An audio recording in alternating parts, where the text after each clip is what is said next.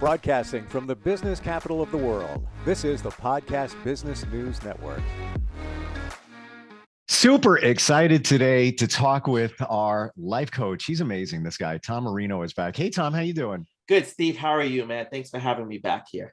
I'm real good, especially, I don't know if you're also psychic, but what we're going to talk about today is something that I have been thinking of. I'm sure a lot of other people are thinking. First thing comes to mind is that song from Frozen, Let It Go. Yeah, let it go. Without me explaining, why don't we go right into what we're going to talk about? Yeah. So, this week has been one of those weeks where the universe is sending me all these different signs to talk about letting go and getting over the fear of losing someone in your life. It came up in 3 different ways this week for me in working with my clients.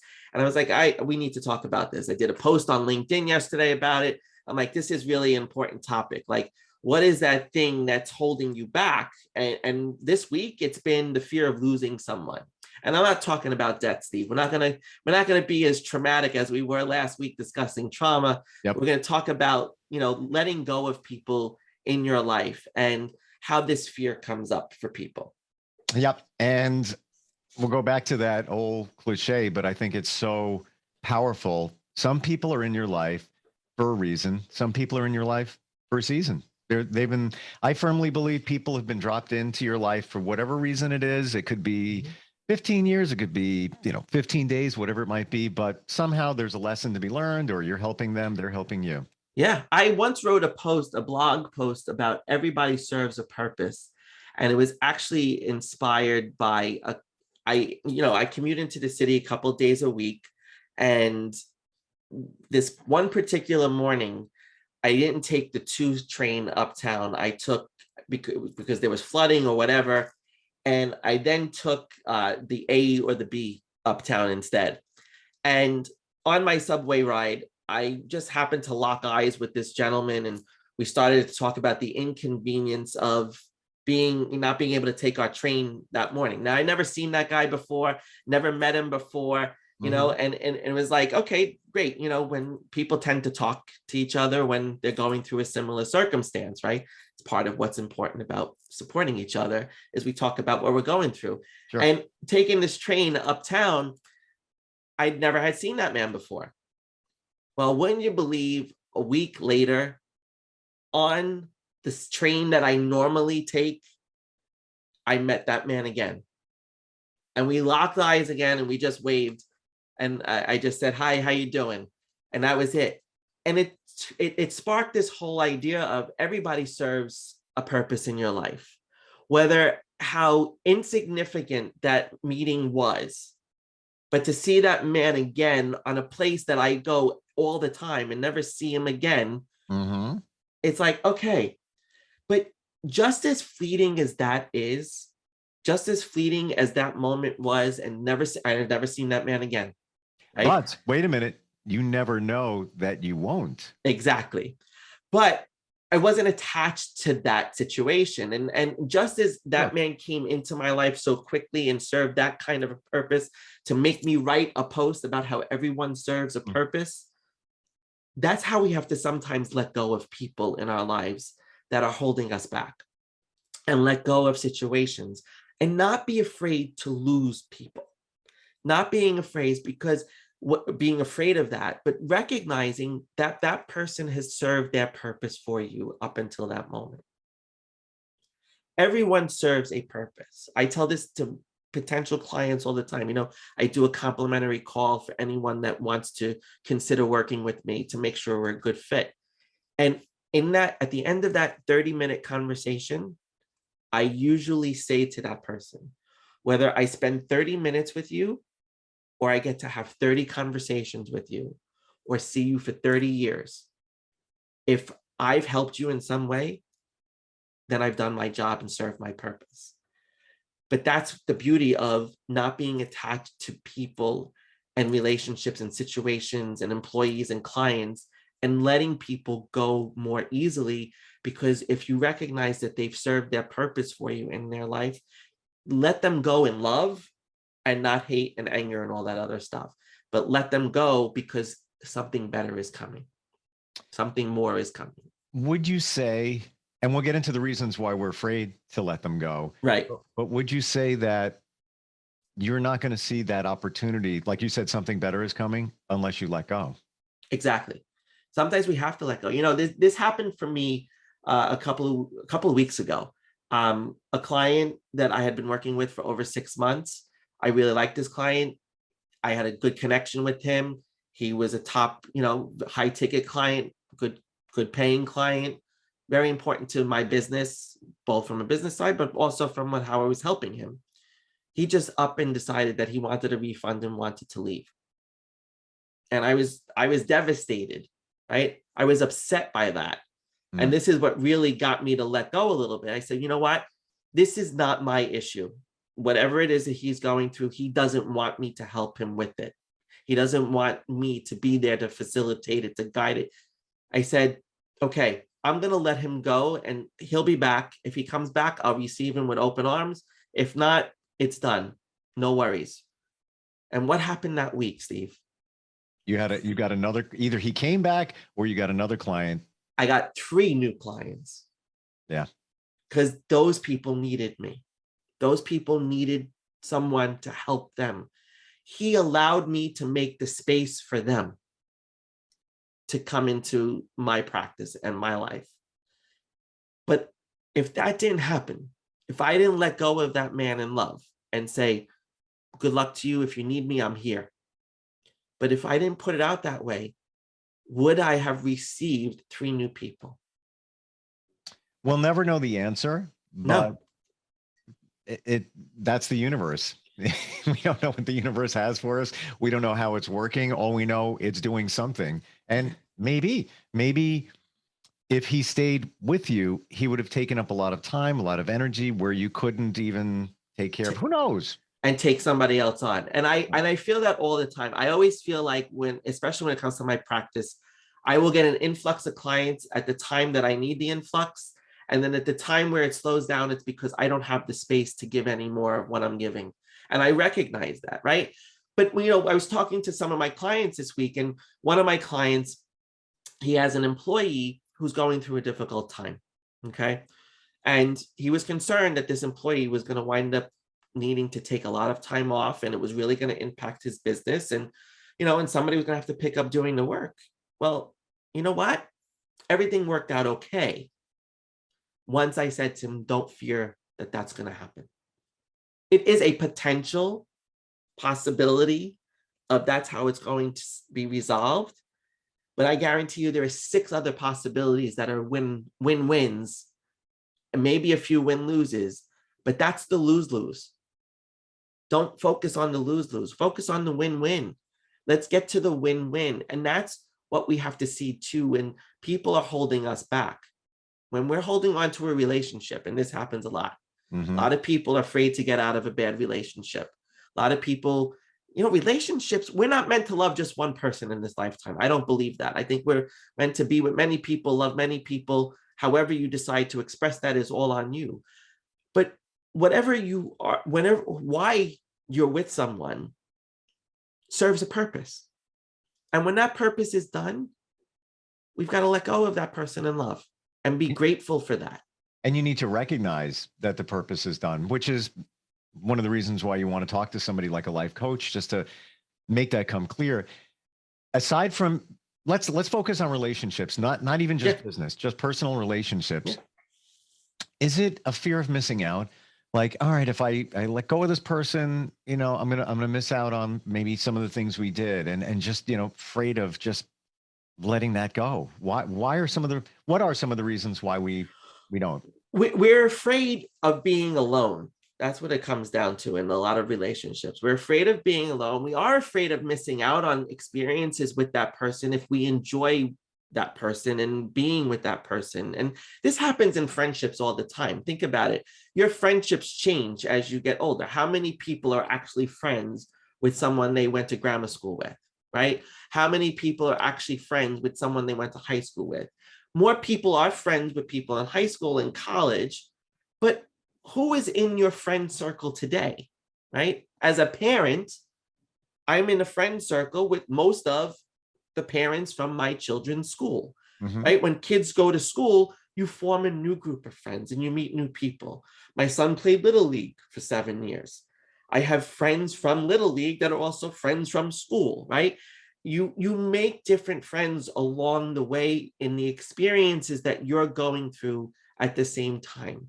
And friends, you are introduced to people at the time in your life where you're going to go through something that they're going to go through, or something that they're going to be able to help you go through, right? But we look at it as, oh, I've got to be friends with this person forever, right? I have a best friend from high school. He was best man at my wedding. We're still friends to this day. Do I see him all the time? No. I talk to him maybe once a month. I'll pick up the phone and say hello. He'll pick up the phone and call me just to check in. Sometimes it's 2 months. But that doesn't mean we're not friends anymore. The dynamic of that relationship changes. What we are afraid of is change. We're afraid of the dynamic of that change and what that relationship is going to look like. Because what happens if somebody is not there when we need them? And that's what people fear. And that's why you hold on to certain people.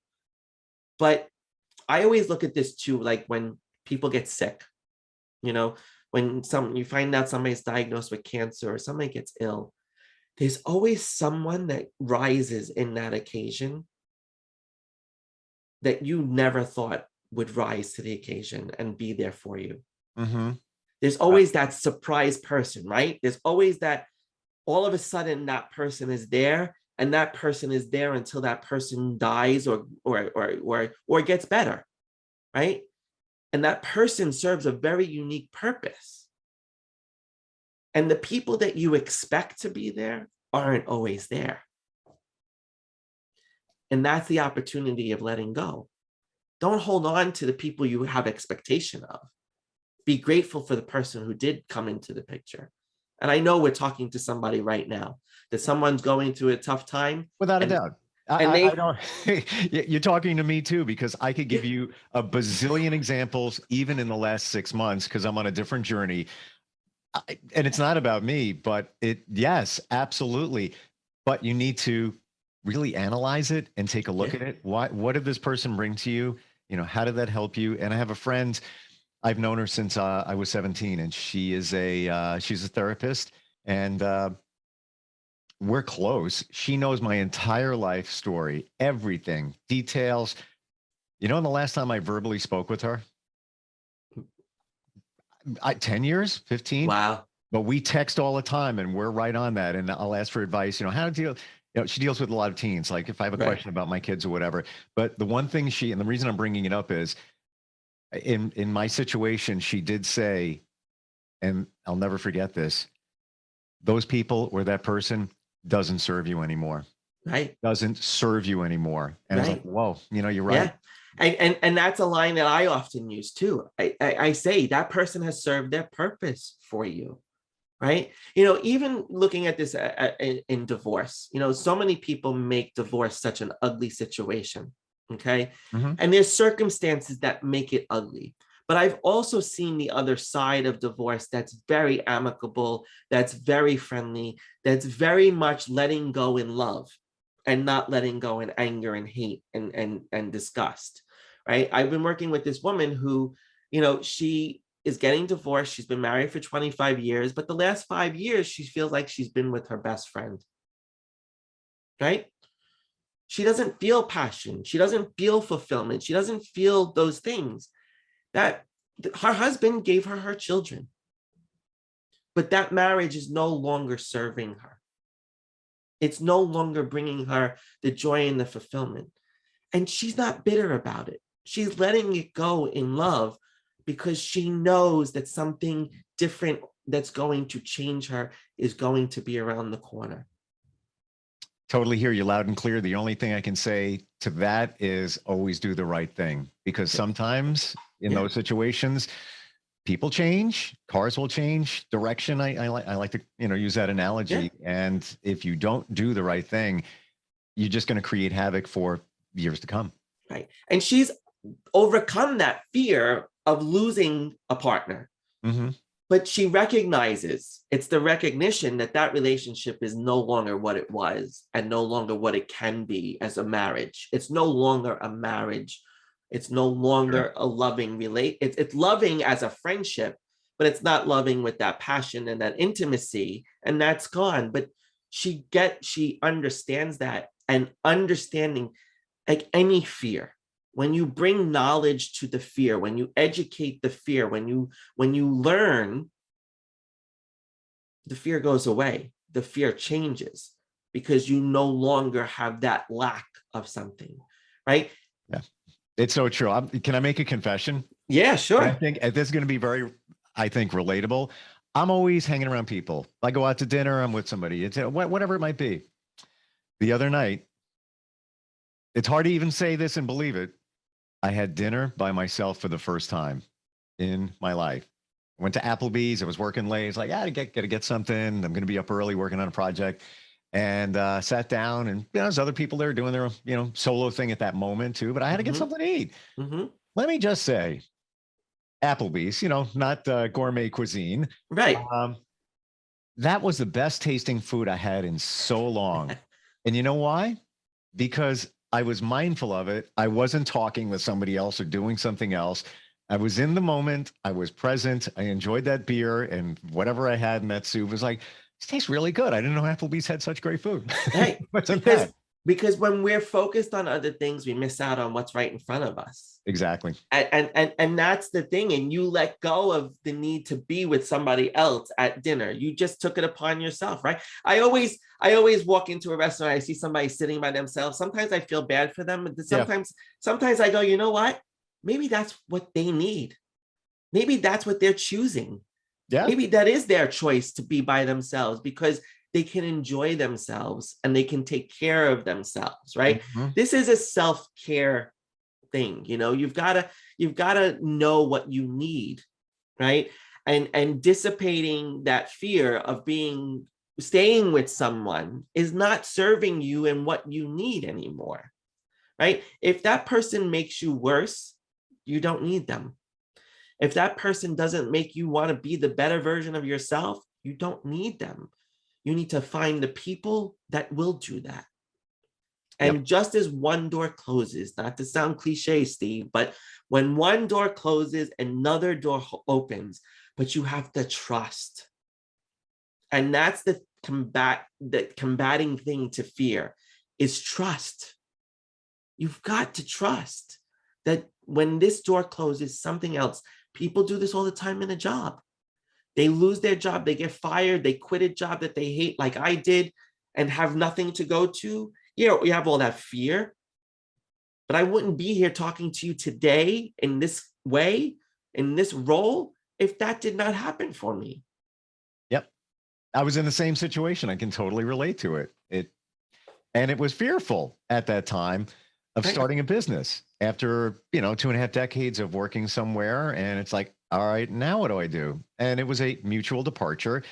So, it was kind of self-inflicted in some ways, but it was the right thing to do. And I started a business and it was all good. It was all right. It wasn't without stress. Could it have been without stress? Yes. Where did the stress come? Self-imposed. We put it on ourselves. Right, exactly. And that's the thing. Like when I was talking with this client about the employee, he was putting all of this stress of, oh my God, we're gonna have to pick up all the work. I'm gonna have to hire somebody.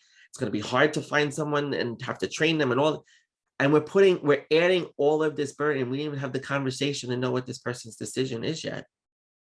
And that's what I try to remind people.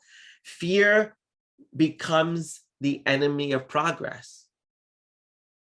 Fear stops us from thinking through all the possibilities. Fear shuts the door. It's so true.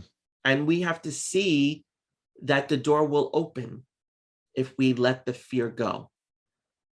And if we let that person go who's toxic in our lives. And even when someone is toxic in our life, they serve a purpose. They serve a purpose to teach us. They serve a purpose to make us better. They serve a purpose for us to learn of what not to do next.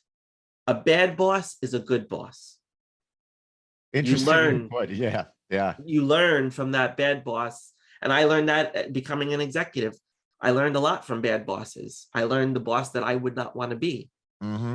And that served me. So I'm grateful for that bad boss. Agreed. I'm grateful for that experience.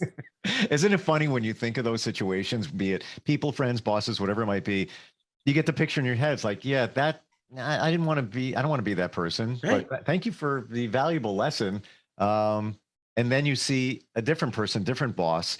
Um, I have a box in the foyer right over there in my office of somebody who I worked with, and he sent a gift just saying, "Hey, I appreciate blah blah blah," and I was like, "What the heck is this?" And I right away text him, and I don't work for him anymore. I work with him occasionally, and you know what he said? He said, "You know what? Once you're a part of us, you're always a part of us." I'm like, Right. And that's where you'll know your true people, right? That's where you'll know your true friend, the true colleague, the true client, the true employee, mm-hmm. right? That's where you'll know the truth, is how they respond in the future to you in a situation, right? You come across somebody you haven't seen in 20 years, it's like you saw them yesterday. That's the true person, because you allowed for that to happen. Because when I pick up my phone and I call my friend that I've been friends with for over 25 years, it's like we spoke yesterday. Yep. Some people, you don't need to be so present in your life. And that's the other piece, Steve. It's the dependency that we create on that person or impose on that person. It's that need that we have that has to be satisfied, that we are fearful of losing that person because we don't know who else to attach that need to or that dependency on. And you see that happen. We're all dependent on someone. But when we lose that, it's an adjustment, but we survive it. It's sometimes we're just lazy and don't want to do the work. And then there's that. Yeah, we're lazy. We don't want to go find a new friend. We don't want to go and look for somebody else. We don't want to. We like what we have. It's comfortable. Why do we need to change it? Well, is it serving you? Is it helping you? How do you find those answers? Let's say a couple of people are no longer in your life for whatever reason. Let's say you did the right thing for yourself. Yeah, they didn't serve me anymore. How do you take those steps and overcome that? Let's say that fear of meeting somebody, just new friends, new, circle of people. Well, I believe you start by letting go of that other person in gratitude and love. I think that's where it starts. It's how you decide to end that prior relationship. Because I always say to express gratitude for the person that you had the opportunity to be with them. And now you express gratitude for the person that's going to come into your life, that's going to help you the way you need to be served at this time. Right. So it's always the expression of gratitude. It's always that expression of love, that you're not letting go of this person because you're mad at them or whatever. You let them, even if you're upset and had a fight, let go of the person in love, let go of the person in the experience in gratitude, because then gratitude and love will find you. And I think that's, it's easy to say, but it's hard to trust, right? But look at your life. I am sure that you can see situations where somebody left your life and someone new entered, or a new struggle entered your life and a new person entered to help you with that struggle. And it may have been only for a short period of time. Correct. Could be a month, could be whatever, but if you connect it, there was a reason for it happening. Absolutely. Yeah. The universe has your back. The universe always has your back. Well, I think it's the two things that you need to trust in: yourself and the universe. Mm-hmm. And we can define universe any way we want. Right. If you want to define it as it's connected to religion, whatever it might be. But I do believe that there is a universe out there, and what you want is right there. It's right there. It's floating out there. You need to believe that it should be with you, if that's what you really want. My dad is a religious person. He always said God always provides. He's always lived by that. When I was a younger kid, I never believed that. I never embraced that. God, the universe, it provides. It gives you what you need at the time that you need it. Yep. We just have to make sure we recognize that it's being given to us. And you do that when you are grateful for what you have and So what you you've just- experienced. You just said something, and I don't know if you picked up on what you just said, but you said when I was a younger kid, and I feel that be a kid. It's okay to be a kid. I'm a big kid. You Right. know why? And you are? Because we're still learning. Exactly. We're still learning, right? And that's the beauty of it. But that was a hard thing for me to believe until I really fully experienced it. And that's the beauty of growth, and that's the beauty of learning, and that's the beauty of experiencing and letting go of things in gratitude and love. Yeah, let it go. Wow, great talk today. It was great, Steve. Very, very relatable for a lot of us, and I have to believe that there are people in everybody's life where you take some inventory sometimes, and it's like, is this working for me? Is it pulling me down? Right. Do I need to invest more time in that? Probably not, but you think that you do. Tell everybody if they want to connect with you and talk some more. How do they do that? Sure. You can go to tommarino.com. I have a contact form on the website. Just complete that and fill that out. You could also follow me on Instagram at Tom Marino Coaching. That's Tom Marino Coaching on Instagram. Just DM me, Steve, and I'll know that you listened to this episode, and let us know. However we can help. Everyone gets a complimentary call. And see if we're a good fit to work together. Well, I have to say, I know for a fact that you serve a lot of people and you serve them well. And that's all the more reason why somebody should reach out to you. Absolutely. Thank you, Steve. I appreciate that. Thank you. And I think one day, even though he served his purpose to inspire a social media post, you probably run into that guy from the subway some way, somehow. You never know. You never know. You never know. I may see him again, and I hope I do. If not, I'm grateful for that experience. Exactly. Be grateful. All right, Tom, great talking with you. All right, Steve, be well. Talk to you Sure. soon. All right, we'll be right back.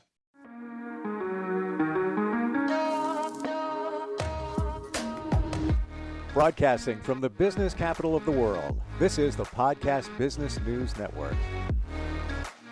Are you experiencing a stormy season in your life? Well, it's time to change that. It's time for you to choose your adrenalized life. And I can show you how. I'm Tom Marino, Success Strategy Coach, and I've worked for years with my clients to create harmony and live adrenalized through the power of their choices. Visit tommarino.com, that's tommarino.com, and learn more today about how you can choose your adrenalized life. I work with small business owners, entrepreneurs, executives, and young professionals to navigate these stormy seasons. I help you to clarify your mindset, overcome obstacles, integrate fear, and establish very strong boundaries. I will help you set the goals to set all of that in motion. So visit tommarino.com, that's tommarino.com, and choose your adrenalized life. For nearly 2,000 severely injured veterans, everyday life has become filled with barriers. Day-to-day simple tasks can become pretty daunting. I have to carry my chair up 2 flights of steps or have somebody do it for me. What scares me the most is just the falling. When I'm struggling with my house, I think, to have that one great barrier just knocked down, it's crucial. Home for Our Troops is a wonderful nonprofit that builds a Mortgage-free, fully adaptive, handicap-accessible house. And there's no catch. It'll be our very first home that we've ever owned. This is a game changer. This is where your life begins again. We need you to join us in completing this important mission. Please visit hfotusa.org and help build homes and rebuild lives. Because of you, everything's going to be okay.